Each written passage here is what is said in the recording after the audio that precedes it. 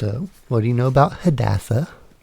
Hadassah is also called Esther. Okay. Do you know what Hadassah means or its I do linguistic roots? I do not know its linguistic roots. I do, just because I just looked it up. Just because I thought, I bet Dad doesn't know this. Okay. And you don't. It is Hebrew. Oh, So it's there's interesting. a surprise. Her Hebrew name is Hadassah. And, it is Jewish tradition, right? This book of Esther. Yes. And it's just interesting. Hadassah is this name, like myrtle branch, comparing her to a myrtle branch, which I can't tell you what a myrtle tree is, a myrtle bush. Who knows? But it's to show how righteous she was.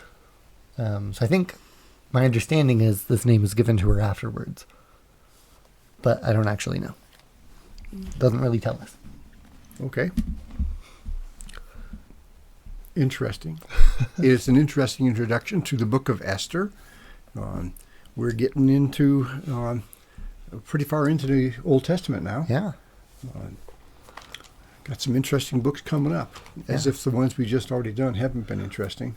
Yeah. I mean, there's been a lot of repeats in the ones we've been doing. Yes. So at least from here on out, we almost have new stuff coming up, except for like Psalms are written by David, and that's kind of old stuff, and Proverbs are by Solomon, and that was old news. And the prophets are talking to the kings that we read about. Yeah. There might be some other stuff that, Eventually we'll get to almost new stuff with the New Testament, right? But, a lot of that is, mirror images of some of these things that we've read before. Right. So it'll feel old and familiar. Of course, we've read it many times, but it'll feel old and familiar too because it's going to be mentioning or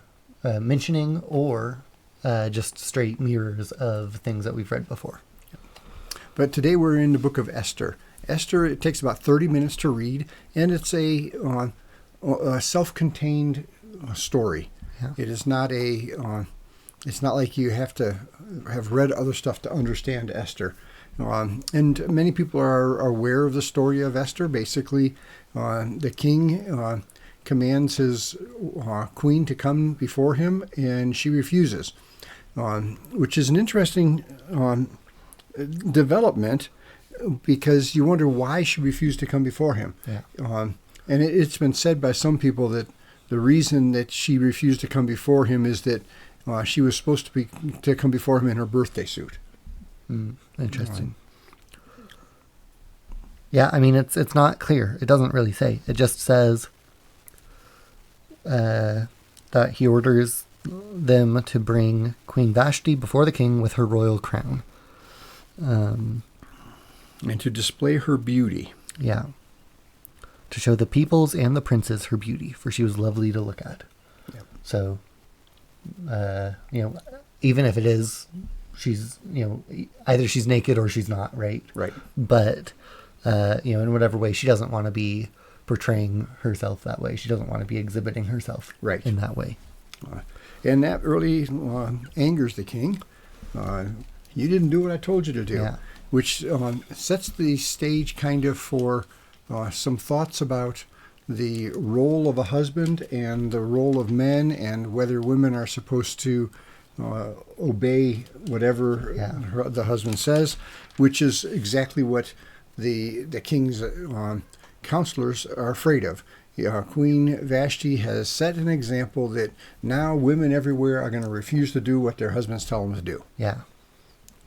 And, so he puts in this law, right? And the point of the law is so that women will listen to their husbands. Yep. I thought that was an interesting thing because the law doesn't sound like that.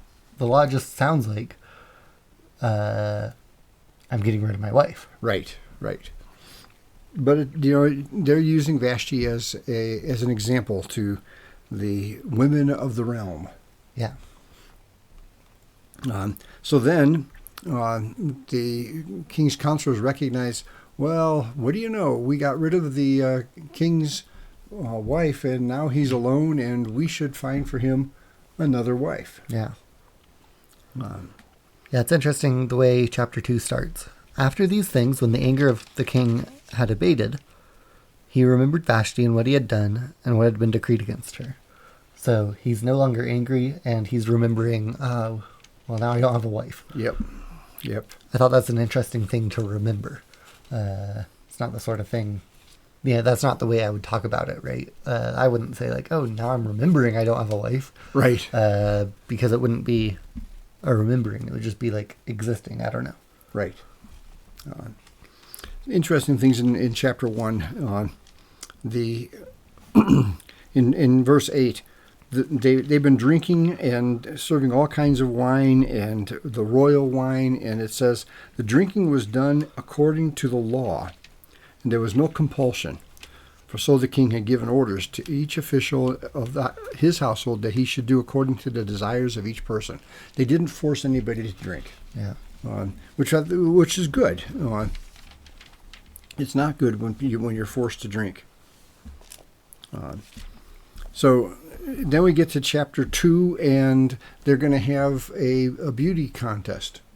All the young maidens of the realm are going to be brought, and interesting, they are brought to be with the eunuchs, and they are treated for a year. Yeah. So they stay there for a year, and they get particular treatments.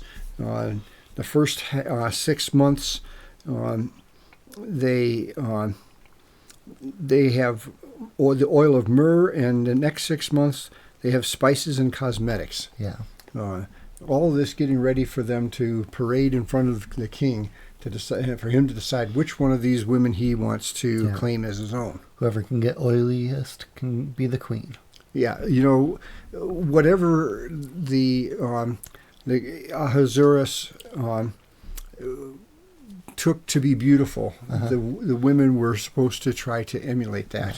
Yeah. Oily and spicy. That's how I like my women. Okay. And yeah, it's in verse 5 of chapter 2 that our titular character, right, is brought in, or maybe not in verse 5. Yes, it is verse 5. But Mordecai, which is interesting, is not the titular character. Yes, but character of the title. One of the main characters, perhaps the main character of the book of Esther, is Esther's uncle Mordecai, because we're told that Esther's mom and dad had died, and he then adopted her and took care of her and guided her. Right. Yeah. To me, this is a very backward story from every other story. Because every other story, there's this main character that is a man, right? Abraham is the main character. Jacob's the main character. Noah's the main character. And then they have these women that are with them that are these side characters that are affecting what they do, right? I would not really call them side characters, but they're just less centered in the story. Right. And even for David, for Solomon, these great kings, these first two kings of Israel and of Judah, they are these big characters that are the men that are centered around the story, and the women in their life are changing things, are making decisions for them. Bathsheba comes in and says, hey, let Solomon be king. And Solomon, at the end of his life, it says his wives are bringing him into the sin of following their gods. Right. Esther, to me, was a very, just in light of having read for the past couple of weeks a book a day, it felt very backwards to me. Because now the woman is the main character, right? But every action is compelled by Mordecai. Right. Mordecai is, not the main character, and he's the guy, right? And he's also the one that's leading all the actions. And I just thought that was an interesting flip of position. And without Esther there, the whole thing falls apart. Yeah. So chapter 2, they're seeking a successor for Vashti, and ultimately Esther is the one who is chosen. And the king loved Esther more than all the women, and she found favor and kindness with him more than all the virgins, so that he set a royal crown on her head and made her queen instead of Vashti. And he gives her a banquet, and then they have this little snippet, which upon which much of the story depends. Yeah. For Mordecai has been, he walks outside the palace on a daily basis, and he overhears that there's two guys that are going to try to overthrow the king, and he in turn tells Esther about it. Mm-hmm. Esther in turn tells the king about it, and credits the knowledge to Mordecai. Yeah. It seems like a small thing, but it ends up being a very big thing in this story of Esther. Yeah, and it's interesting because it shows how Mordecai is this attentive, parental figure.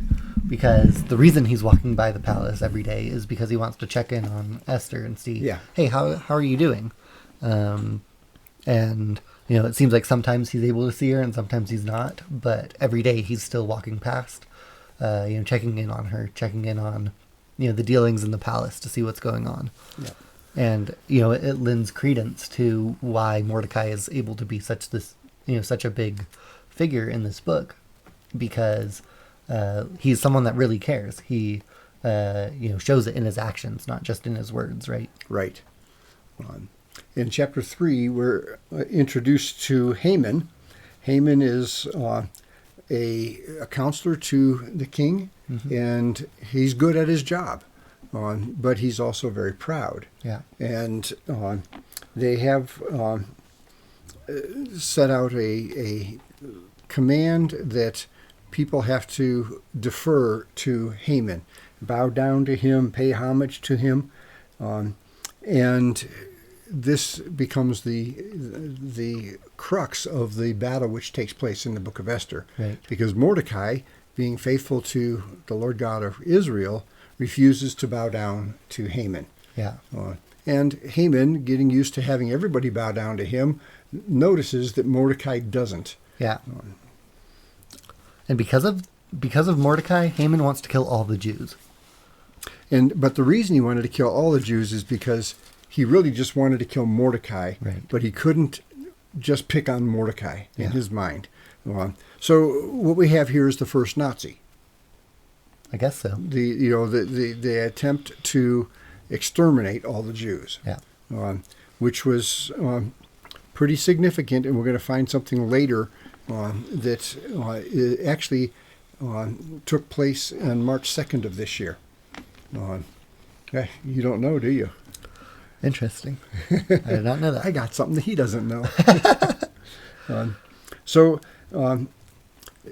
Haman is upset because Mordecai won't bow down to him, and he conjures up this plot to have all the Jews killed. This is chapter 3, verse 6. He disdained to lay hands on Mordecai alone, for they had told him who the people of Mordecai were. Therefore Haman sought to destroy all the Jews, the people of Mordecai, who were throughout the whole kingdom of the Ahasuerus. Now, it's interesting to note, earlier we were told that Esther did not reveal to the king that she was a Jew. Yeah. Which comes to play later on in the book. Yeah, I wonder if part of that, I don't know if this king had a history of not liking Jews, or if she just didn't want to bring it up. But it is interesting that she doesn't say it. And yeah, I don't know. I mean, as far as I know, King Ahasuerus is actually mentioned in some of the previous books, but like we have said before, we don't know. People are just named things, and there could be multiple King Ahasueruses. Right. So I don't know. It's unclear to me which king this is, or I don't know. Right. And it doesn't make a lot of difference. We just know that in this instance, Haman wants to deal poorly with the Jews, and it says that he cast a lot for him to figure out when it was going to happen, and the lot was called Pur. Yeah, and that's going to come up later. So eventually, Haman convinces the king to send throughout the whole kingdom letters that say that on a certain day they were going to kill and annihilate all the Jews, young, old, women, children, in one day, the 13th day of the 12th month, in the month of Adar. Yeah. And lo and behold, we get to chapter 4, and Mordecai hears about it. Yeah. And I loved Mordecai's response to that. That he learned what had been done. He tore his clothes, put on sackcloth and ashes, and went out into the midst of the city and wailed loudly and bitterly. Yeah. I think that would be a cool practice if we had that. I mean, first of all, our cities are set up in a completely separate way, where we don't have a city plaza where everyone's walking by all the time. But I think I would still like it if I was in a society where if I was sad about something, if I was truly distressed about something, I could put on a sackcloth and ash, and everyone knew what that meant. Right. I don't know why I would like that, but just to me, that's like an appealing thing. I don't know. Well, now they would just think you were weird. Yeah. I mean, they kind of thought that about Mordecai too, right? Right. He's not allowed into the king's, gates because nobody wearing sackcloth and ash is allowed into the king's gates. But Esther notices that he's not there where he usually is, and so she sends one of her servants to find out what the deal is with Mordecai. Mordecai tells him, and she in turn is going to return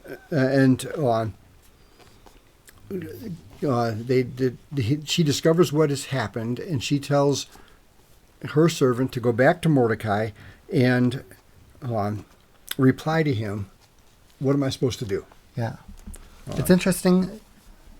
She does tell him to stop fasting, to stop, when you put on your normal clothes, come and visit me. And he says no, right? Yeah.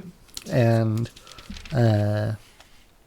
she asks then what she should do, and Mordecai tells them to reply, don't think to yourself that in the king's palace you'll escape any more than all the other Jews.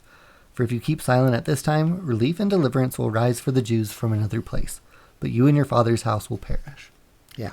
And I thought that was a really powerful thing for Mordecai to say, yeah, things could be bad, and maybe you could help. But also, don't think that just because you're the king's wife that he won't kill you. He's done it before, right? And then also this inherent trust in God of deliverance will rise for the Jews from another place. Yeah. And interesting that in chapter 4, verse 14, there's a phrase which is used by a number of believers today to call someone to action, to say, who knows whether you have come to this spot for such a time as this. Yeah. So we have these whole, not crusades, but a week of revival meetings, and we say, for such a time as this. Right. It's kind of taking a phrase out of Esther that really does not apply to most of us today. Right. But it sounds cool. And yeah, most of us are not in a situation where our people are being killed. Right. And our people are, for most of us, not the people of God. Right. So it is an interesting thing that we would use that often. So Esther responds to the situation, asking Mordecai to get all the Jews to fast and for 3 days as she considered what to do. And she develops this plan to have a banquet and to invite to talk to the king. But talking to the king is dangerous because if you're not invited in, you can be killed. Yeah. And if you dare come in without him extending his scepter to you, saying, come on in, then it's a bad result. But Esther prepares herself, and she comes into the king's presence. He extends the scepter and asks, what's troubling you, Queen Esther? What is your request? Even to half of the kingdom it shall be given to you. But she doesn't say right away what her request is, which I found that to be interesting. She's going to delay, and she says, let's. Why don't you come to a banquet that I'm going to put on tomorrow? And it's unclear to me if she just got a little bit nervous about telling the king her request, or if this whole thing was her plan. Because her plan, or because what she does is she has dinner with the king and Haman a few times. Right. And Well, it doesn't matter whether she planned it, whether she did it out of nervousness or because she planned it, but God had his hand in her having 2 banquets and not just one. yeah, So she invites the king and Haman to the banquet, yeah, and that really pleases Haman. right. Who else in the kingdom has been invited to dine with the queen and the king other than me? Yeah. Uh, Yeah, the queen specifically asked for me to come. yeah. Like, I must be great. And, that line of thought rules Haman, right? Yep. And he leaves out and sees that that Mordecai doesn't bow down to him again, and he says, I really got to do something about this. And he asks his wife. Yeah. And his wife and all his friends said, have a gallows 50 cubits high made, and in the morning ask the king to have Mordecai hanged on it. Then go joyfully with the king to the banquet. And the advice pleased Haman, so he had gallows made. Yeah. Just go joyfully after you've had somebody killed. Yeah. But God's going to intervene. Right. Because in chapter 6, now the king's having a difficult time sleeping, and he gets the book of records, the Chronicles, and they were read before the king. Yeah. I like that idea. I like the idea of being so rich and so famous and powerful that if I'm having a hard time sleeping, I get someone to read to me. And they're not just reading like a nice bedtime story. They're reading, tell me all the good things I've done. They're reading a book of history, which is so boring you fall asleep. Well, it seems like it's his own history, right? Right. So tell me all the Right. things I've done in my life and how good it's been for the people.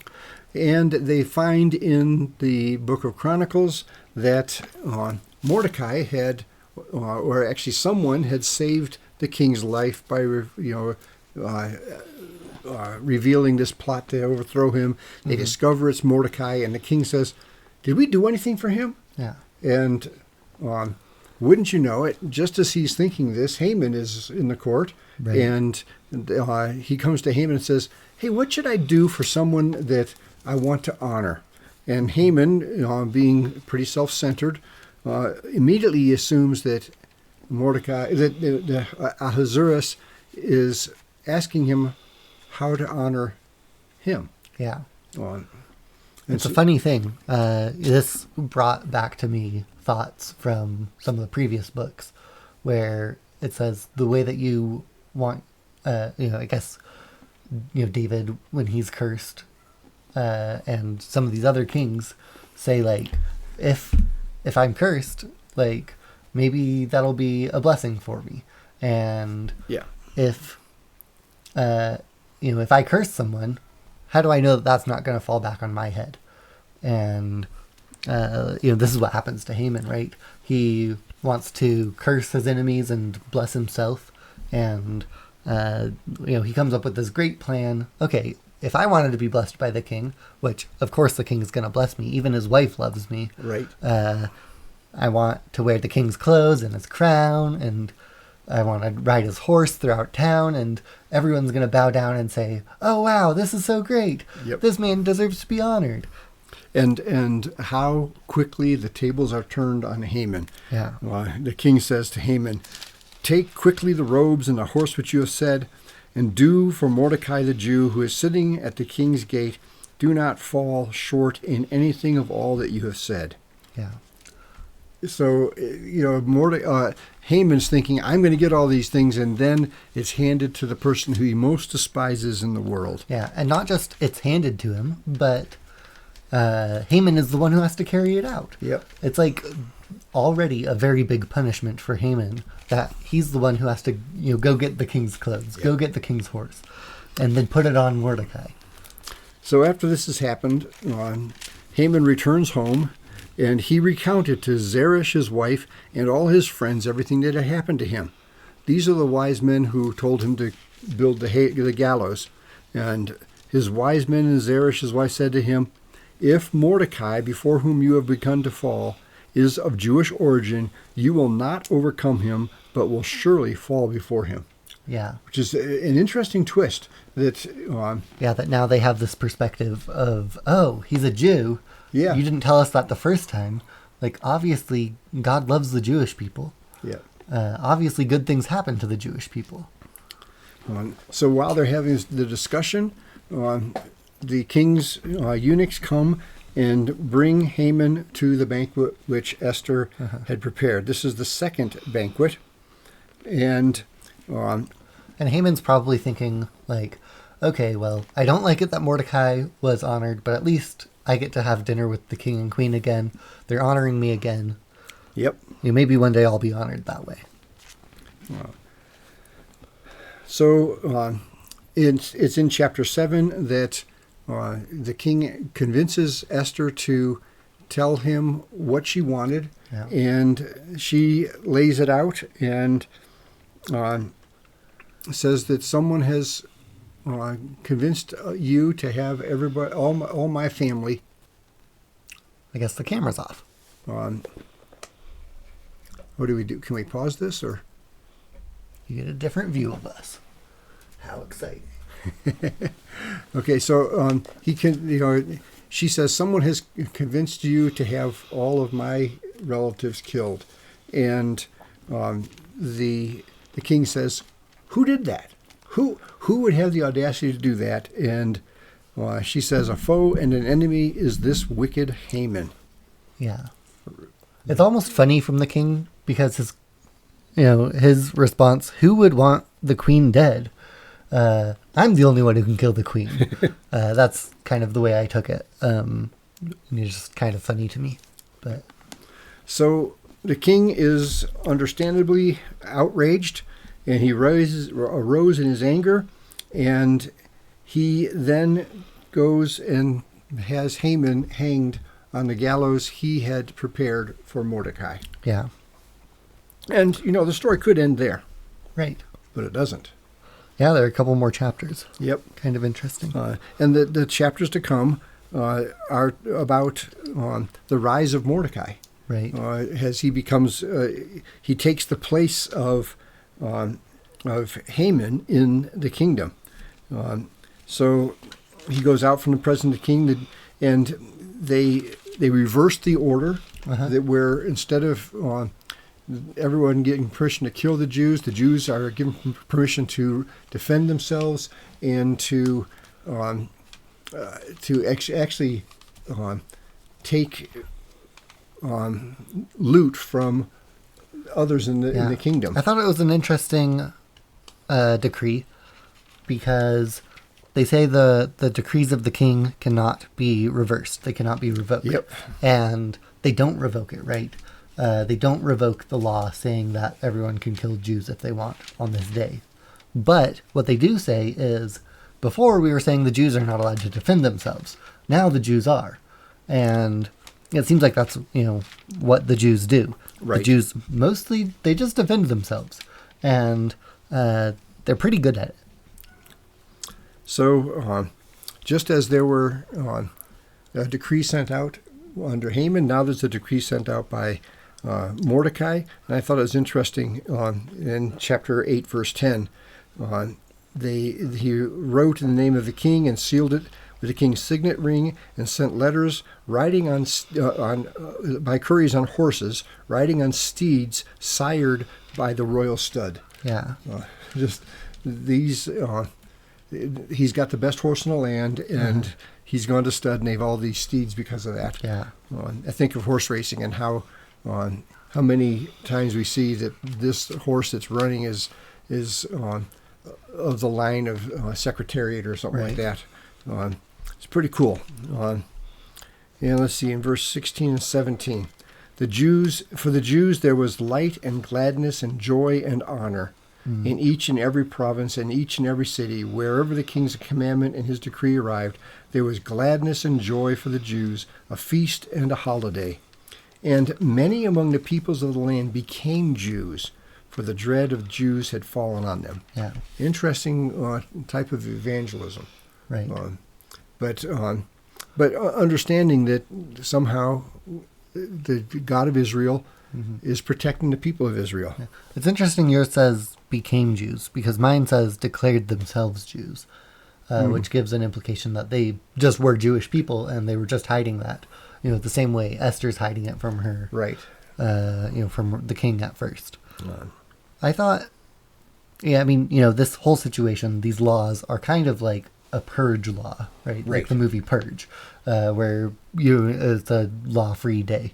I just thought it was funny to me because they cast pur, that is lots, and I just thought that was a funny thing. Is like, oh, they're gonna purge the Jews, like emphasis on the pur. Okay. And so since you brought that up, that's what I was referencing earlier. yeah, of course, this Because next Purim holiday that the Jews which celebrate. took place on March 2nd and 3rd of this year. Oh, I didn't know that. And we're reading this early March. Yeah. So it's that it's cool that this becomes then something that the Jewish people celebrate to this day. Yeah. So they look back on the book of Esther as a very dramatic, very significant event for the people of Israel. Yeah. Remembered every year. Yeah, and it is a significant event, right? At this point, now, the last count we had, which I think might be a little bit after this, if I understand the timeline of Kings, but the last count we had of Jews is about 60,000. And, now this, in chapter 9, they kill 75,000 people who hated them. And they laid no hands on the plunder. Right. So it's like they're killing more people than they are. Right. They're doing a good job defending themselves in the midst of being in a foreign ruled country, and in the midst of having people that want to kill them. They're killing these people that are trying to kill them. Right. Right. So they have 75,000 people lined up with weapons, trying to kill them and take their stuff. And they're able to turn around and defeat their enemies, get relief from their enemies. So I'm coming to the close of my comments. I have just a couple more at the very end. Yeah, I don't have many more comments. I just thought it was interesting that the Jews within Susa and the Jews outside of Susa had a different holiday. That the Jews within Susa had to get a second day. Right. Mordecai decrees, actually, there's still enough people trying to kill Jews and hoping to do it tomorrow. They just give them tomorrow also.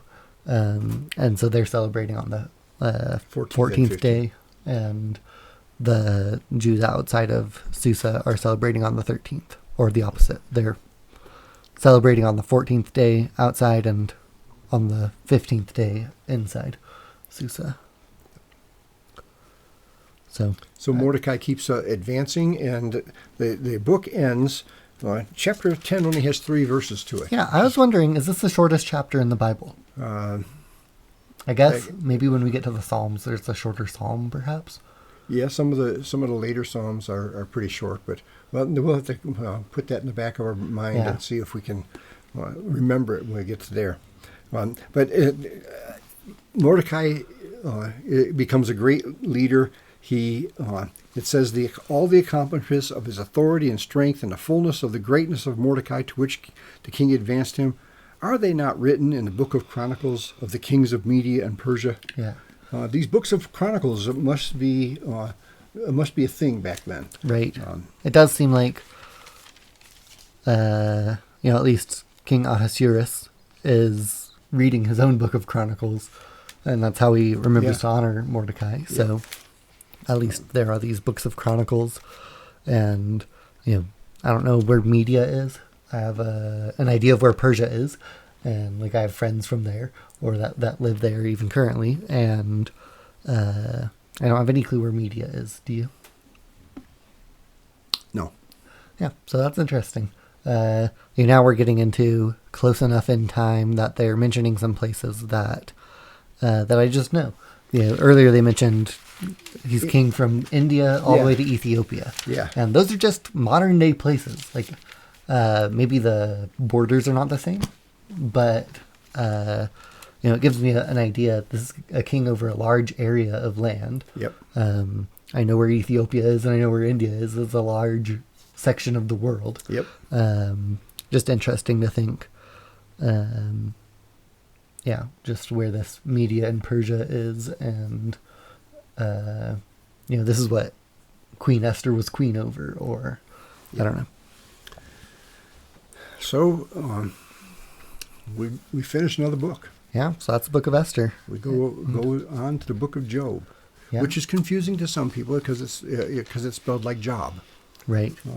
And so a person that isn't familiar with the Bible story but is steeped in English language looks at that and says, "Oh, the Book of Job," but it's the Book of Job.